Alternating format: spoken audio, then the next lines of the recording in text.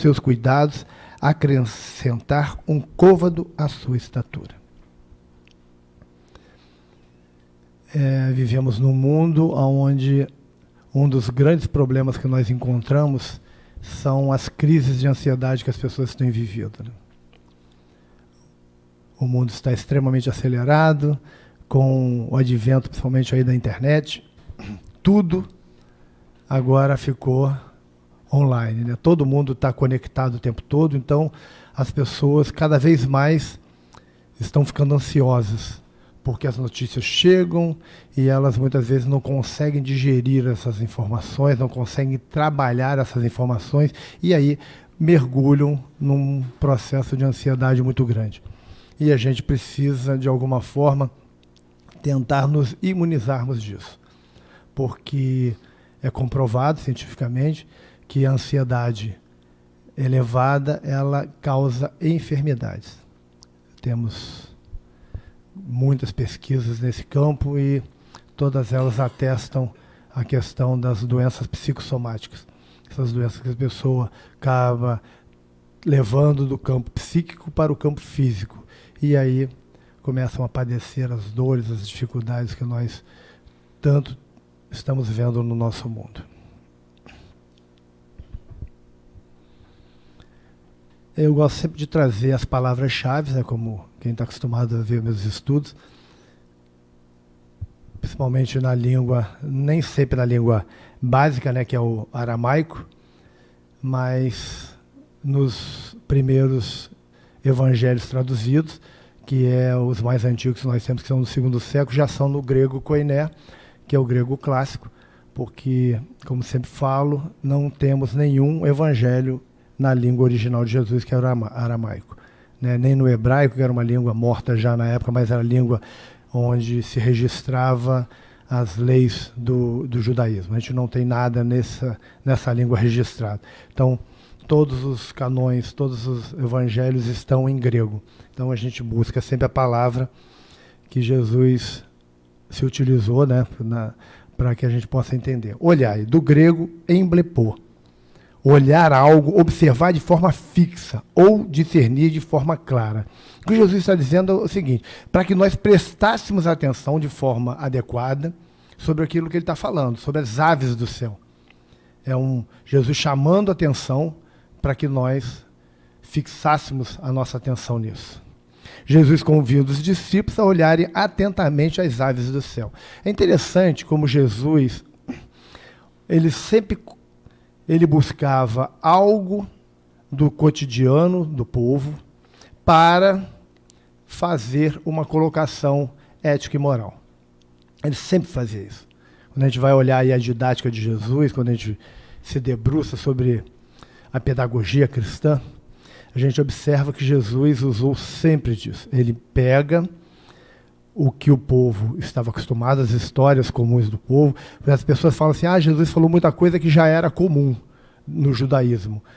Sim, ele se apropriou sim de várias passagens do judaísmo, do Velho Testamento, algumas passagens, alguns contos judaicos, alguns contos da época, e aí fez algumas modificações e introduziu a sua doutrina, porque era aquilo que o povo compreendia. Então ele tinha que usar uma linguagem de fácil acesso ao povo judaico. Ele estava falando para o povo judaico. Jesus fez um discurso exclusivo para o judeu. Quando nós vamos estudar os evangelhos, a gente começa a observar que cada evangelista elegeu um povo. Mateus, primeiro evangelista, a gente sabe que a teologia hoje fala que o primeiro evangelista é Marcos, mas foge totalmente da lógica, e Emmanuel, no livro Paulo Estevam, afirma que o primeiro evangelho realmente é o de Mateus. É o que indica ser mais lógico. Mateus, discípulo de Jesus, esteve com Jesus o tempo todo, era o mais culto do grupo, então a probabilidade dele estar anotando o que Jesus falava é muito mais certa do que a teoria teológica atual, de que Marcos escreveu primeiro e Mateus copiou dele. Marcos, que não viu Jesus, escreveu primeiro. Mateus, que viu, ouviu, copiou de alguém que não viu nem ouviu. Foge um pouco. Porque 70% de tudo que Mateus disse está em Marcos. ou se invertermos, 70% do que Marcos falou está em Mateus.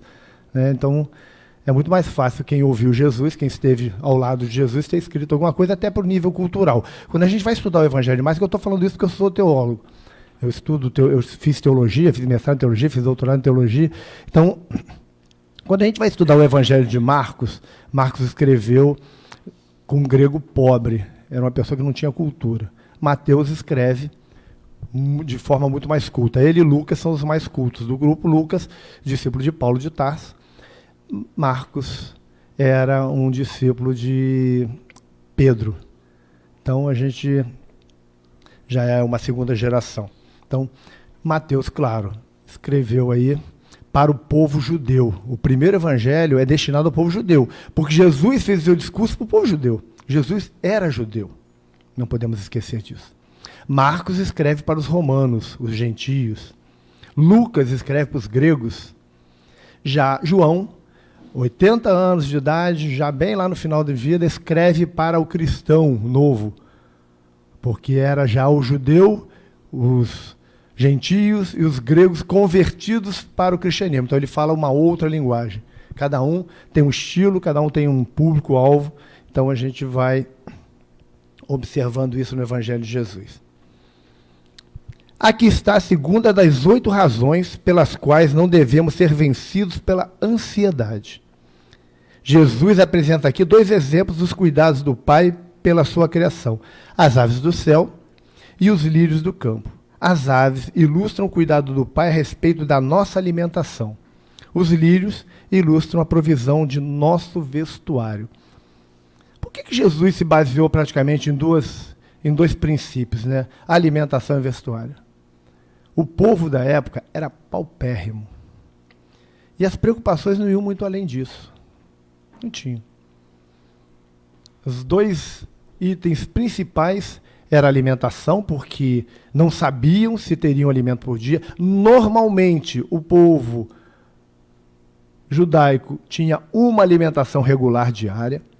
Quando era um pouco mais abastados, conseguiam fazer 2, mas a alimentação era uma por dia.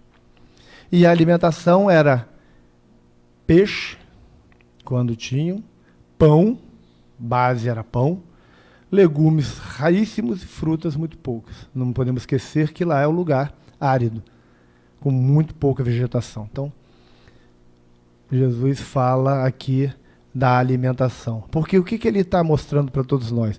Muitas vezes ficamos tão ansiosos quanto ao que vamos comer. E as aves, por exemplo, os animais como um todo, vivem de forma um pouco mais equilibrada, muitas vezes, do que a gente, dependendo apenas da providência divina. E aí Jesus fala, se eles, animais inferiores, recebem o cuidado de Deus, por que não teríamos o mesmo cuidado, ou um cuidado melhor? Por que essa ansiedade tamanha? Semana passada aqui eu contei a história das crianças pós-Segunda Guerra Mundial, que foram recolhidas, todas órfãs, né, e colocadas num grande galpão, fizeram acomodações com camas, e os psicólogos da época perceberam que as crianças não dormiam. Passavam a noite tendo pesadelos e se debatiam praticamente a noite toda. Um psicólogo, observando o comportamento das crianças, mandou que todas as noites dessem um pão para cada criança. E elas já tinham jantado, um pão para cada uma das crianças. E aí as crianças começaram a dormir a noite inteira em paz. Conclusão, elas ficavam tão ansiosas em não ter comida, porque a guerra foi um período de muita fome. Imagina para os órfãos, então, que ficaram vagando, né, pelas ruas. A fome foi muito maior. Quando ele deu para as crianças a certeza do alimento para o dia seguinte, a crise de ansiedade acabou. Isso é fato, gente. Isso é fato. Então, a gente observa como a ansiedade ainda prejudica as nossas vidas. Muito. Muito. Somos ansiosos por tantas coisas. preocupação não falta. E Jesus afirma uma coisa que é importante que a gente registre. A cada dia o seu mal. Porque o mal tem todos os dias. A cada dia o seu mal, a cada dia as suas preocupações. Porque o que acontece? Eu tenho meus problemas de hoje a serem tratados, resolvidos, e aí eu me preocupo com algo que provavelmente acontecerá no futuro. Eu pego esse problema que pode ser que venha acontecer, que às vezes não acontece, trago ele para o presente. Eu amplifico a minha ansiedade, porque eu fico com o problema de hoje e o outro que ainda nem existe, já trago para hoje. Eu dobro meus problemas. E aí Jesus disse, isso não tem lógica. Por que fazer isso? Trata o dia de hoje e deixa o dia de amanhã para tratar amanhã. Não que devemos ser imprevidentes. É diferente. A previdência faz parte. Mas não ser preocupado em demasia. Porque se a gente fizer um estudo realmente, fazer uma estatística de todas as nossas preocupações, o que realmente se realiza, a grande maioria não acontece. Nos preocupamos à toa. E aí adoecemos à toa. Temos que ter um pouco mais de equilíbrio. Quando a gente vai para as culturas religiosas do mundo, os grandes filósofos, todos os pensadores aí, a gente observa que todos eles caminharam pelo mesmo caminho. Buda nos fala que devemos ter o caminho do meio, o caminho do equilíbrio, nenhuma extremidade, nem outra. Jesus, exatamente a mesma coisa. Quando a gente vai no Velho Testamento, vamos lá para Moisés, vamos encontrar passagens equivalentes. Vamos para o hinduísmo, encontramos a mesma coisa. Vamos para os pensadores, Hermes Trismegídio, Sócrates, Aristóteles, todos eles chegaram à mesma conclusão. Que o importante para o ser humano é o ponto de equilíbrio, encontrar o ponto de equilíbrio. Sócrates vai um pouco além, que para encontrar o equilíbrio você precisa se conhecer. Saber quais são as tuas necessidades, os teus pontos fracos, os teus pontos fortes, que aí você consegue planejar a própria vida. Se eu não me conheço, não planejo nada. Então, todos nós precisamos investir no nosso equilíbrio. Sem equilíbrio, não teremos uma vida em harmonia. Uma vida pacificada. Então, temos que buscar isso.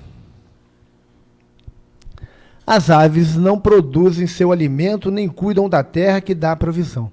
Já viram ave semeando? Ave cavando para cuidar da terra? Não. Já viram felinos, outros tipos de animais fazendo algum tipo de plantação, marcando, demarcando a terra, falou, esse pedacinho aqui é meu, eu estou plantando para comer amanhã. Não tem isso.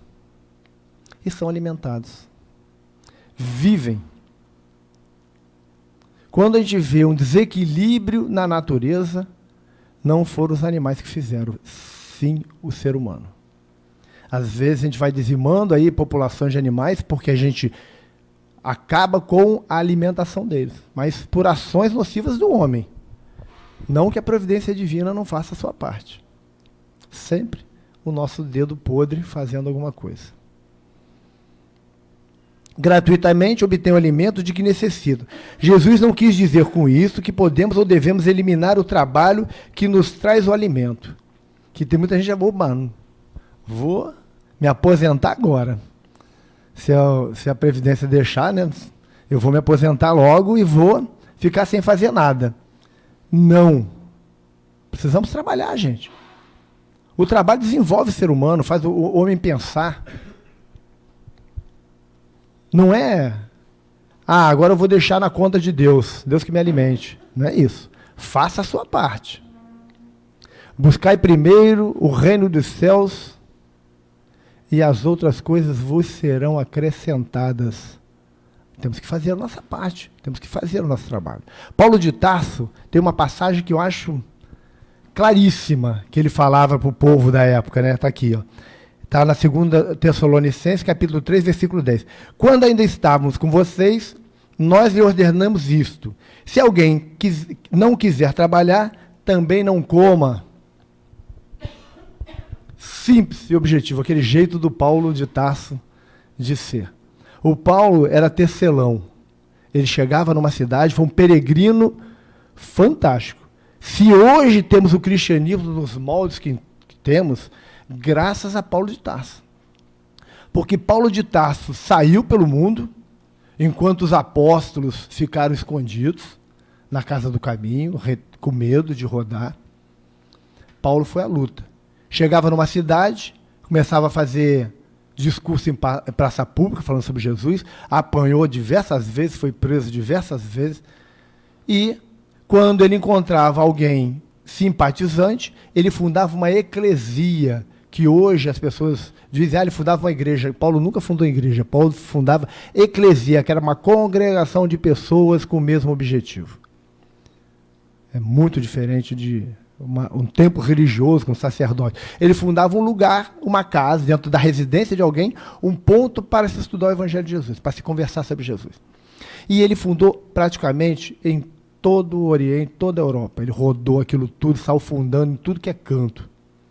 E aí mandava as cartas, as famosas cartas paulinas, orientando essas comunidades durante o período que ele estava afastado, que ele estava rodando. Se a gente pegar aqui, botar o mapa do que o Paulo andou, é assustador. Andou muito, foram milhares de quilômetros a pé. Uma parte de navio, inclusive, naufragou numa dessas. Então, foi um grande peregrino. E ele era muito claro. Ele trabalhava, ele chegava nessas cidades, estendia a tenda dele e fazia tapete para vender, para não ficar às custas de ninguém. Trabalhava. Então, ele falava, todos têm que trabalhar. Quem não quiser trabalhar, uma coisa é não tenho o que fazer. Eu estou desempregado. Diferente. Eu não quero trabalhar. Não quer trabalhar, não come. Prático. Assim, bem objetivo. Então, não vamos acreditar que Jesus estava nos orientando a viver na mendicância. Não. A gente olha para Francisco de Assis e fala assim, mas Francisco foi mendigo, optou por ser mendigo. Temos que buscar a contextualização da história. Francisco viveu numa época muito conturbada. A igreja estava totalmente fora dos padrões. Haviam esquecido totalmente o Evangelho de Jesus e a própria igreja vivia de ostentação. Francisco de Assis, ele veio marcar uma época. E a gente observa que 39 anos depois de Francisco, foi estabelecido na Europa a Inquisição. E só não devastaram o cristianismo por causa do franciscanismo. A história mostra isso. Então, ele radicalizou porque era necessário radicalizar. Nos dias de hoje, com certeza, não seria um mendigo. Ele abdicou da riqueza, porque era um homem rico, próspero, para viver o Evangelho de Jesus na íntegra, ao pé da letra. Então, a gente às vezes precisa entender muito bem as coisas, porque as pessoas começam a falar tanta besteira. Eu escuto falar em tantas coisas de Francisco de Assis. Nós fundamos essa casa aqui, uma casa Lar Espírita Francisco de Assis. Então, alguma coisa a gente conhece de Francisco. As pessoas hoje, você pega um livro de Francisco, quer ler Francisco, vai para os escritores da época. Tomás de Celano, alguma coisa desse tipo. Quando você pega um escritor atual, eles romancearam de tal forma Francisco, que Francisco deixou de ser quem era. Então, os Jesus estão fazendo o mesmo. Você pega Jesus hoje é um Jesus totalmente diferente do Jesus do tempo dele. Quando você estuda Jesus contextualizando, entendendo a cultura da época, entendendo a política da época, entendendo tudo, e inclusive pegando a palavra, a etimologia da palavra da época, o que ela queria dizer, você vê que hoje o que se fala de Jesus não tem nada a ver com o que Jesus disse. Estão modificando totalmente o Evangelho de Jesus, porque as pessoas estão adaptando o Evangelho à sua realidade. Ao invés de fazer o seguinte, eu preciso ver a minha realidade e adaptar a Jesus. As pessoas inverteram o quadro. Tudo hoje se inverteu. Então, a gente tem que ter cuidado com isso. Vamos lá. Tão somente mostrou que a obtenção da alimentação não deve ser acompanhada pela ansiedade, porquanto a providência divina funciona até mesmo entre os animais inferiores como a ave. O que ele está dizendo é o seguinte: não precisa ficar ansioso, não precisa parar de trabalhar, não deve, não pode, e não deve ficar ansioso. As coisas vão acontecer. Vão acontecer. Faça parte de vocês. Eu já contei essa história aqui, vou repetir. Alguns anos atrás, quando nós havíamos fundado aqui a instituição, nós tínhamos um monte de crianças. Estou vendo aqui Regina ali, Juan, que era desse tamanhinho, eu fazendo palestra, ele gritando do lado, e a Regina puxando a orelha dele. Hoje tá maior do que eu. Então, a Juan está ali, não fica com medo de pagar mico, não, que tem que pagar. Então, as crianças chegavam aqui, muitas vezes, a nossa evangelização era sábado, e não tinham se alimentado na sexta. A comunidade era muito mais carente do que é hoje. E aí, tomamos a decisão, estávamos construindo isso aqui, que tínhamos que fazer um refeitório e servir almoço. Até hoje nós servimos almoço aqui para as crianças. E fomos consultar a espiritualidade. Eles falaram o seguinte para a gente: façam a parte de vocês que nós fazemos a nossa. Qual era a nossa parte? Duro. Vamos começar a construir. O que tem aí? Tem meia dúzia de tijolo, vamos fazer, vamos começar a construir. Por incrível que pareça, nós começamos a fazer a nossa parte, apareceu doações do nada, valor suficiente, não sobrou um centavo para construir o refeitório, a cozinha, e colocamos todos os utensílios e dali em diante começamos a servir almoço. Fizemos a nossa parte. Não ficamos de braços cruzados, espiritualidade, dá o jeito de vocês. Isso é no nosso dia a dia, na nossa vida. Eu quero realizar alguma coisa, eu tenho que ir à luta. Eu faço a minha parte, a espiritualidade faz a dela. Mas eu preciso fazer a minha. E é assim que funciona, gente. Ah, eu quero passar num concurso. Vou fazer prece todo dia e não vou estudar. Vou desencarnar fazendo prece, sem estudar, porque eu não vou passar. Eu faço a minha parte. Vou me dedicar, vou estudar, vou me preparar, e aí sim, a espiritualidade no dia da prova vai me manter calmo, vai me ajudar a acessar os meus arquivos mentais para encontrar as informações necessárias, e aí tudo fica mais fácil. Mas eu fiz a minha parte. Não posso ficar encostado. Ah, eu estou ansioso porque eu preciso passar num concurso. Não vai passar. Está provado cientificamente. Quando a gente vai estudar a neurociência, eles falam o seguinte: a mente humana, quando encontra um estado de ansiedade, ela boicota aquilo, porque aquilo é negativo. Se é negativo, prejudica. Se prejudica, ela boicota. O indivíduo está estressado porque quer passar num concurso. O que acontece? O corpo, a mente, entende aquilo como negativo, boicota o indivíduo. É fato, isso é ciência, gente. Estudos já comprovam isso. Então, se você quer fazer alguma coisa, a primeira coisa é controlar a ansiedade, buscar o equilíbrio. E aí você tem a possibilidade de conseguir. Do contrário, não. Neurociência hoje comprova isso. Pesquisas e mais pesquisas, todo indivíduo que está dentro de um projeto extremamente ansioso, o projeto é boicotado. E a pessoa não realiza. Porque a mente boicota. Está me fazendo mal, tira isso de lado. É um mecanismo de defesa do corpo. As aves eram consideradas animais de pouco valor e eram vendidas no mercado como alimento dos pobres, mas ainda assim Deus cuidava delas. Um fato interessante, nos mercados lá da Judéia, as pessoas pegavam as rolinhas, os pombos e vendiam como alimento. A pessoa caçava com arapucas e vendia aquilo como alimento. Muito pouca carne, muito pouco valor. E aí Jesus se apropriou de um elemento que era dos pobres, que eram as aves, e usa como exemplo para todos nós. E se apropriava do que era mais adequado. Quando Jesus fala da parábola do semeador, todo mundo sabia o que era semear. Uma agricultura muito pobre, então as sementes precisavam ser muito bem aproveitadas, teriam que germinar muito bem, porque senão é desperdício. E Jesus usa a cultura da época para falar uma parábola com ensinamento fantástico. Quando ele fala da pesca, outro alimento básico, Jesus utilizava-se daquilo que o judeu entendia.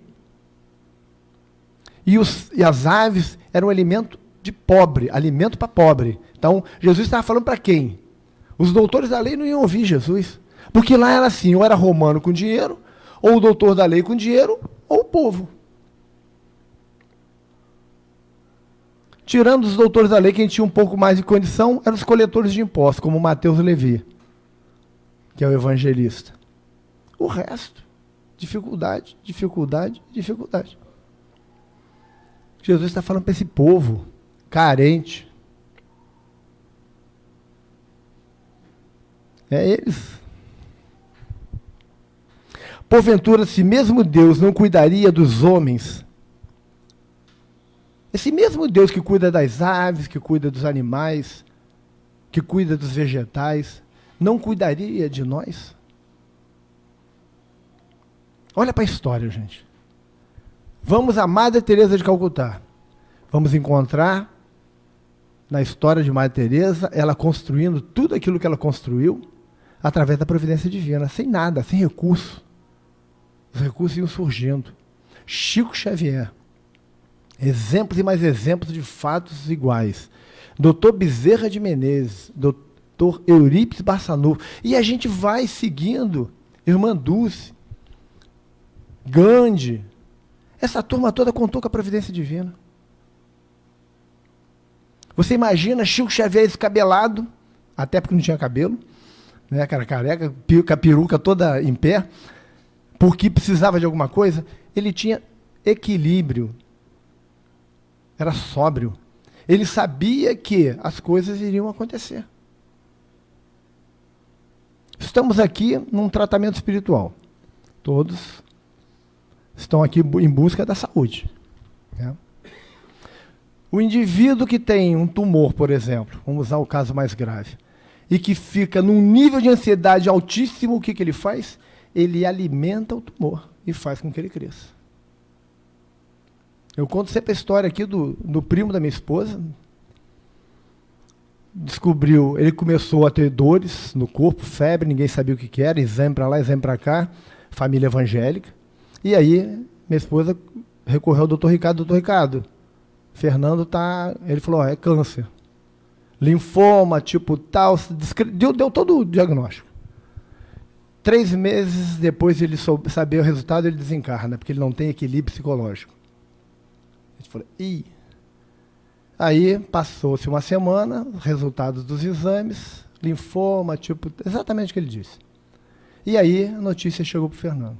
Tinha um tumor de 1 centímetro que em poucas semanas já tinha envolvido o abdômen dele inteiro. Teve que tirar estômago, desencarnou em 3 meses, certinho. Por quê? Psicologicamente se desequilibrou, entrou num estado de ansiedade tamanho que o tumor se desenvolveu. E aí chega a nossas vidas. O que a gente precisa fazer? Manter o equilíbrio. Confiar em Deus e manter o equilíbrio. Porque senão, eu não venço. As dificuldades estão aí, gente. Não dá imposto de doença. Todos nós vamos passar pelas nossas dificuldades como um aprendizado. Doença é um recado de Deus. Algo na minha vida não está adequado. E eu preciso ressignificar a minha vida. Não tenho dúvida disso. Porque não, se não for isso, Deus estaria brincando com as nossas vidas, se divertindo às nossas custas. Se Ele permitir que tenhamos qualquer enfermidade, qualquer dificuldade, sem um fim útil, a gente desacredita no próprio Deus.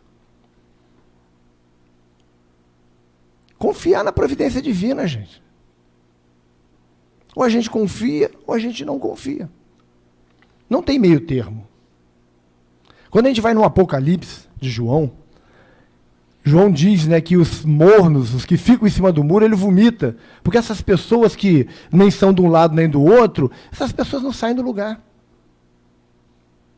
Ou você é quente ou você é frio, mas você tem que ter uma posição. Tem que tomar decisão. Tem que fazer escolhas. Tem que ir à luta.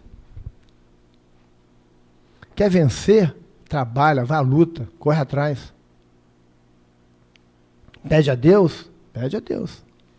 O Pai Nosso, que nós estudamos aqui no mês de novembro, dezembro, foi dedicado ao Pai Nosso. Versículo a versículo, cada trechinho do Pai Nosso. A gente vê bem lá, bem claro, Jesus nos orientando como deveríamos orar.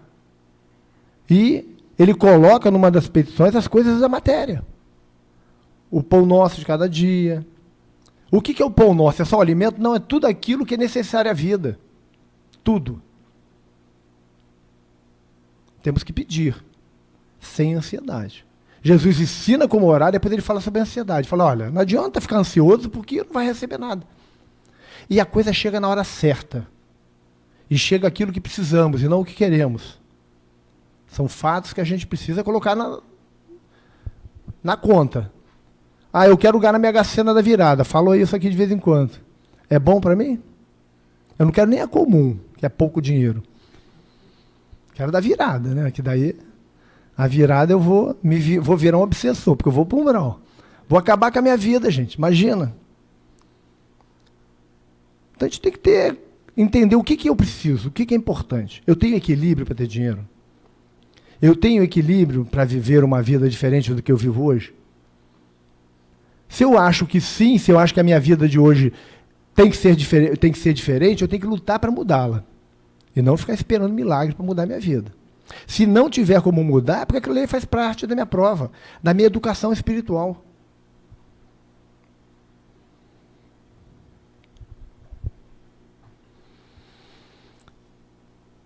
Se negarmos ou duvidarmos da providência divina, agiremos como os pagãos. Os materialistas que não consideram e não acreditam na paternidade divina. Os materialistas, os pagãos, é aquele que tem vários deuses. Cada deus para um tipo de coisa. Esse pessoal não acredita na paternidade divina, num Deus único, um Deus que cuida da humanidade, que cuida da terra como organismo vivo. As pessoas não acreditam nisso. Materialista, ele vive o que ele pode, é o dinheiro que ele tem. Não está nem aí para nada. Não conseguiu enxergar Deus. Coitado. Não tem que recriminá-lo. Infelizmente, ele não enxerga Deus. Não consegue olhar para o universo e imaginar alguém por trás disso tudo. E aí, vive de forma terrível, porque imagina você materialista no início da vida. Perspectivas de viver muitos anos e materialista no final da vida. Perspectiva do nada, do acabar tudo. Começa o sofrimento. Porque o que é espiritualista, ele sabe que a vida continua, independente da crença. Toda religião acredita em sequência aí. E aí a pessoa fica mais aliviada, porque sabe que não vai acabar. Agora, o que não acredita em nada, acabou tudo. Quando começa a chegar a velhice, que a doença bate a porta, o desespero é muito grande. Essa atitude mostra que ainda estaríamos seguindo a Mamon. Mamon é o deus da riqueza. É o Deus das coisas materiais. Jesus diz que não dá para seguir a Deus e a Mamon. Ou você segue uma coisa, ou você segue outra. Não dá para servir a dois senhores.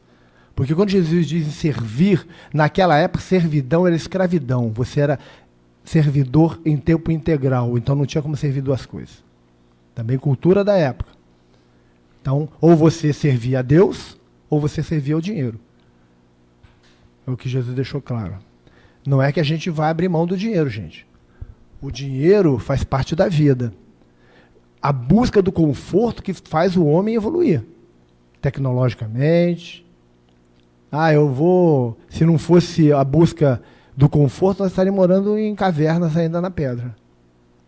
Então, não é... O importante é entender o seguinte, não é que eu não deva ter dinheiro, qual é o valor que eu dou a ele? Não é o não ter. Não é o não ter. É o que eu faço com o que eu tenho. Esse que é o mais importante.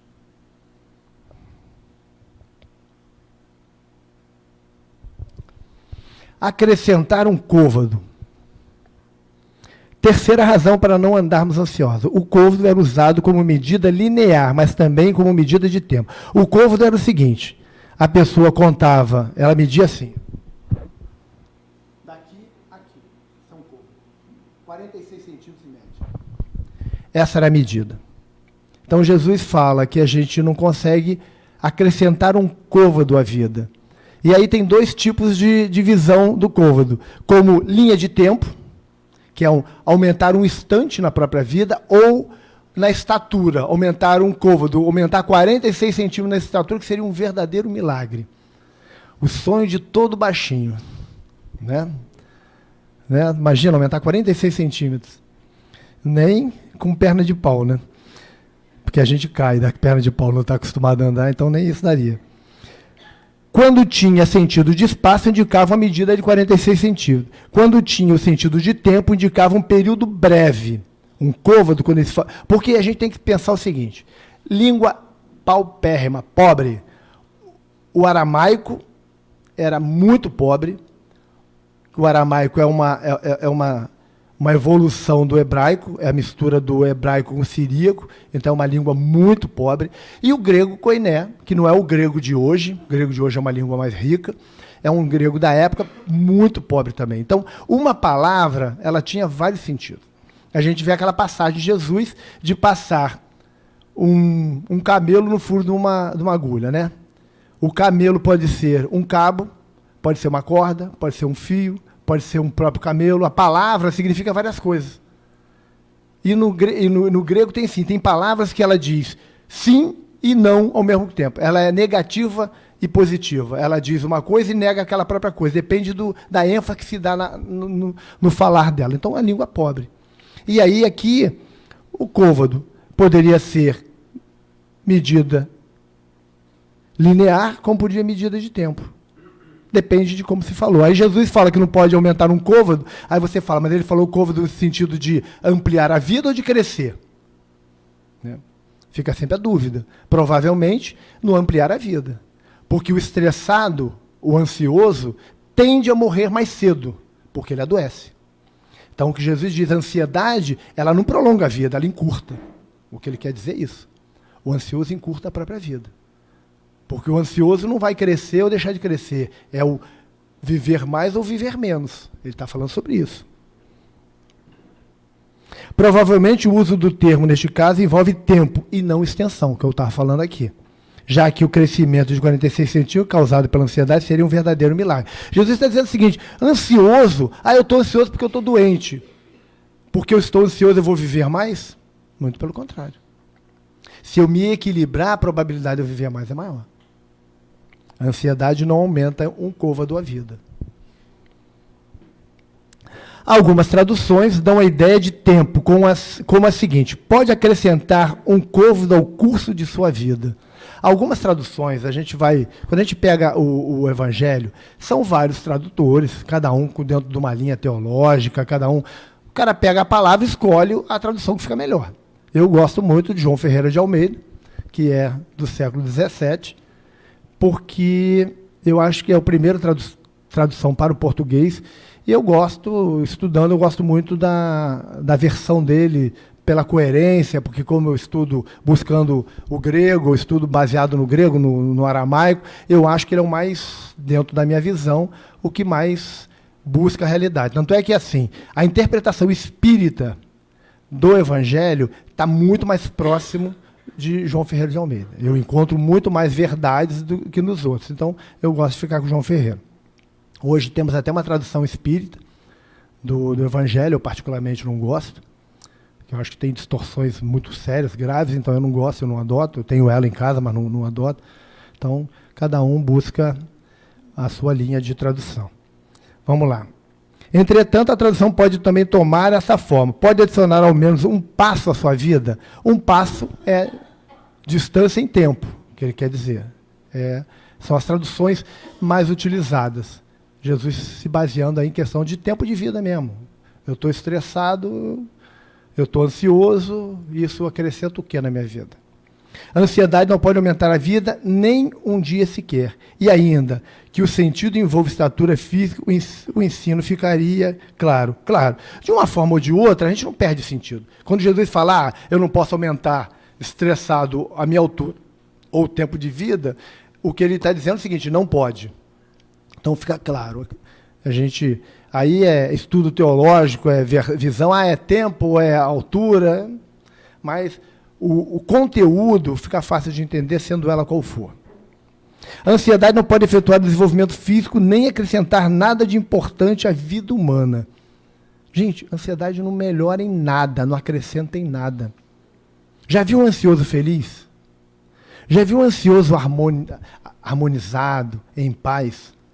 Gente, antítese. É ansioso, não consegue viver em paz, não está em harmonia, normalmente não é feliz, porque está ansioso, está preocupado. Quem está preocupado não fica feliz. Então, a ansiedade é um mal. Tanto é um mal importante que Jesus, lá há 2000 anos, abordou. Hoje, a psicologia fala muito em ansiedade. Naquela época, ninguém falava. A ansiedade era frescura. Ansioso era o cara que queria resolver as coisas rápidas. Hoje, a gente vê na psicologia todos os desdobramentos da ansiedade. Jesus, há 2000 anos, com toda a sua sabedoria de um espírito puro, já abordou muito bem isso. E o Sermão do Monte, ele faz uma abordagem muito sistemática sobre a ansiedade. Vários pontos do sermão, ele prepara o indivíduo para entender que a ansiedade não presta. E aí chega num ponto que ele fala especificamente sobre a ansiedade, que é o que nós estamos estudando.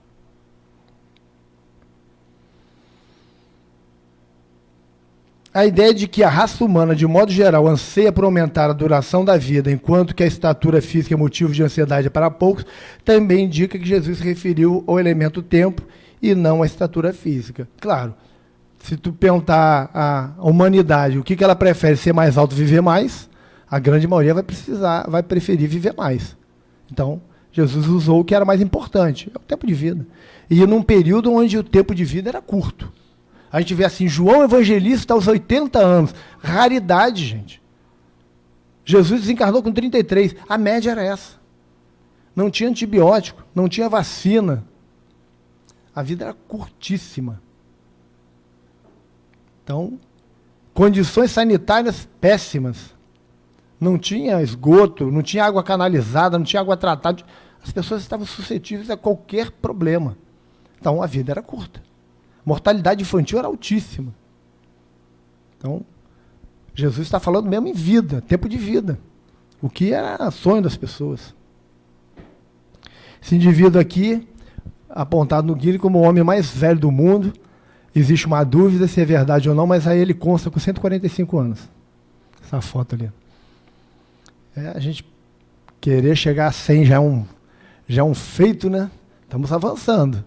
Imagina 145. Tempo demais, né? Não sei se eu tinha... Não sei o que quer fazer depois disso. Se tiver com mais de 100 bem, tá ótimo. Né? Tá ótimo. Mas chegar depois vegetando, né? Aí a gente já começa a questionar aí o tempo, né? A imagem didática de Jesus é incisiva, capaz de separar com nitidez a diligência ou cuidados de nossa competência com a medida sábia das fontes que nos dirigem. Porque Jesus está querendo dizer o seguinte, uma coisa é você ser diligente, precavido. Outra coisa é aquilo que a providência divina está trabalhando nos bastidores. São dois mundos diferentes. São dois mundos diferentes. O que eu faço e o que a espiritualidade faz. São dois mundos diferentes. A gente tem que confiar nos dois, na nossa parte e do outro lado. A gente lendo os livros do André Luiz, a série André Luiz, esses 17 livros são fabulosos, que começam no nosso lar e terminam na vida continua. André Luiz conta os bastidores do mundo espiritual. Tudo que os espíritos fazem em nosso favor. Como eles conspiram para o nosso bem-estar. E a gente começa a entender a providência divina. Porque a gente pensa em providência divina, a gente pensa Deus fazendo tudo. Não. Existem equipes trabalhando para o nosso bem-estar. E a gente vê que nós fazendo a nossa parte, e eles trabalhando, ajudando, porque a gente atrapalha mais do que ajuda. Às vezes a gente não consegue as coisas porque a gente atrapalha. Quando a gente faz a nossa parte, tudo se encaixa. Porque aí fica mais fácil de ajudar. Ajudar um enfermo que quer morrer, que está com medo, e ajudar uma pessoa que bota a cabeça no lugar, fala assim, ó, estou com um problema, eu vou ajudar a minha cura, eu vou fazer a minha parte, eu vou ver o que é preciso, eu vou me equilibrar. É muito mais fácil, gente. É muito mais fácil. Então, temos que fazer. Tanto é que o tratamento aqui, que o doutor Ricardo estabelece, tratamento de autocura. Ele faz cirurgia, cura, retira tumores, isso é perdi a conta já de tantos casos que eu já vi ele curar e os médicos não sabiam o que aconteceu. Muitos casos. Mas, ele fala, sem a participação do indivíduo, ele não faz nada. O paciente tem papel preponderante na cura. Isso ele sempre deixou claro. Eu trabalho com o doutor Ricardo há 28 anos.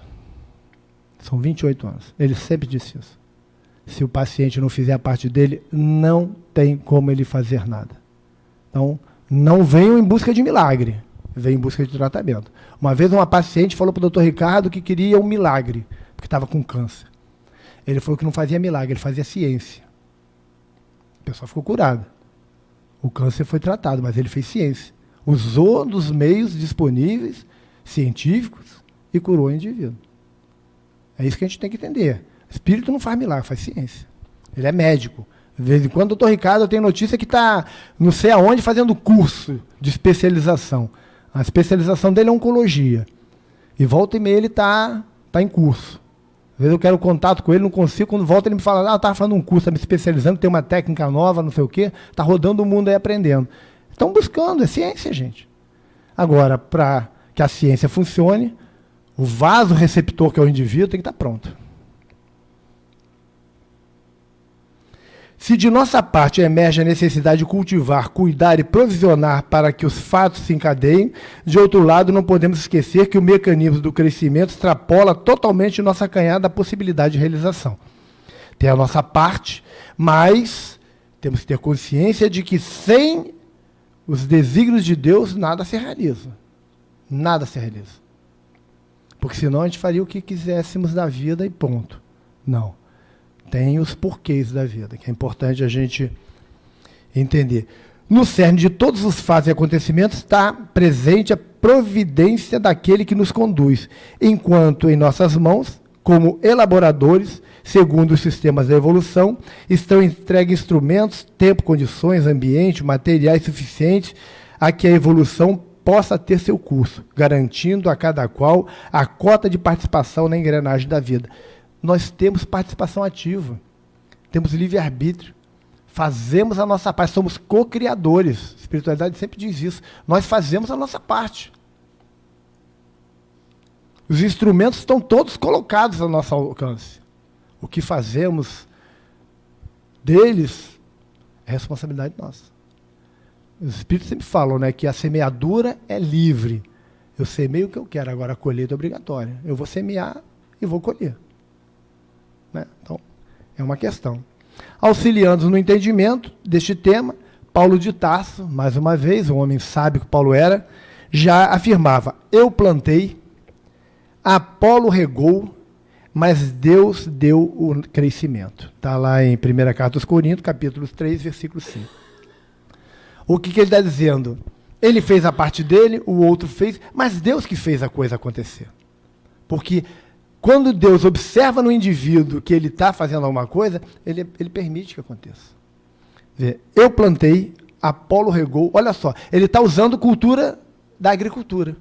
O plantar, o regar, mas quem faz a planta crescer é Deus. São os mecanismos. Ah, mas Deus, as leis divinas, existem os recursos na lei divina para que tudo aconteça.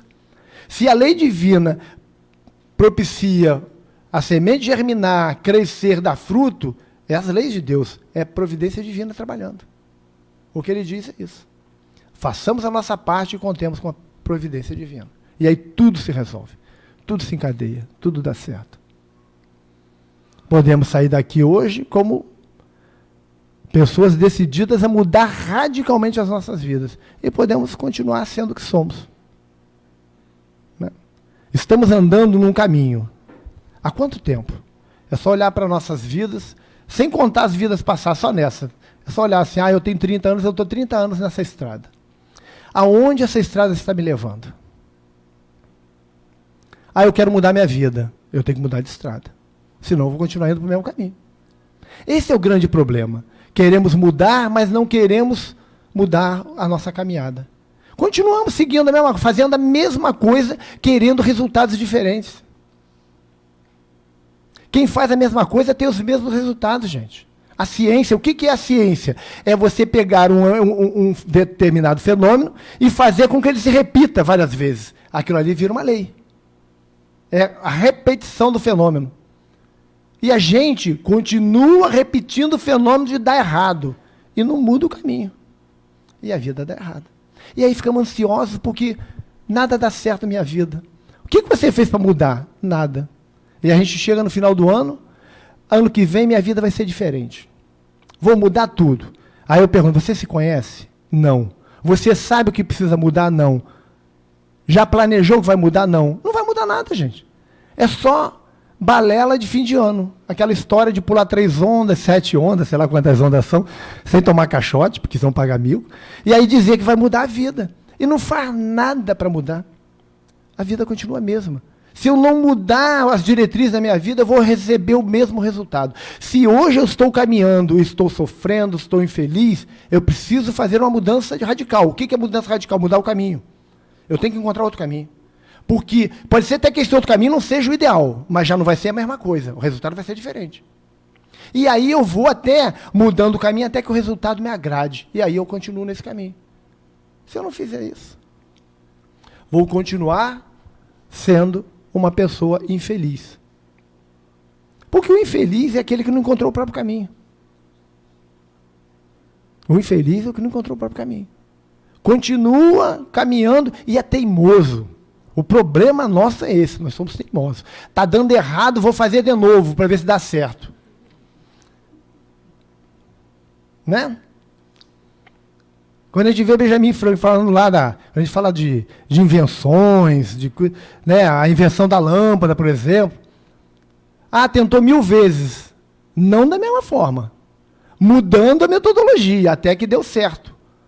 O filamento ficou aceso e virou luz. Não foi? Se ele fizesse igualzinho, ia queimar 1000 e ele não ia ter jeito. Ele tentou 1000 maneiras, uma deu certo. Ele encontrou o caminho. Ele foi mudando o caminho. Nas nossas vidas tem que ser a mesma coisa. Eu tenho que mudar o meu caminho para que a luz da minha vida se acenda. Se eu não mudar, eu vou continuar com o filamento queimado, vivendo na escuridão.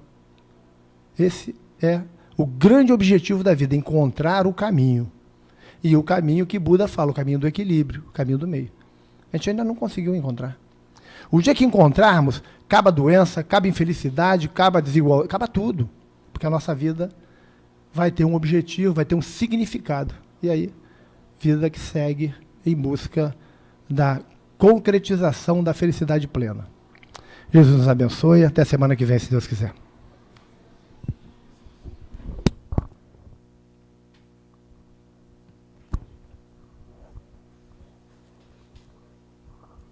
Vou pedir a todos agora para fechar